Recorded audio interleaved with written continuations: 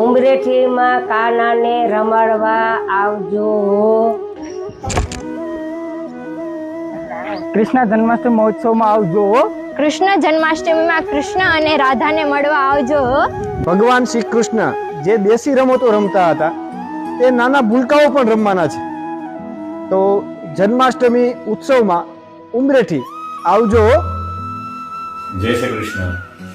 શ્રી કૃષ્ણ જન્માષ્ટમી 2025 સાતમ અને આઠમ બંને દિવસ આપણે સૌ ઉમરેઠીમાં પ્રાતઃથી લઈ અને રાત્રિ સુધી બાળકોની રમતોના કાર્યક્રમો, સત્સંગના કાર્યક્રમો જોવાનું છે.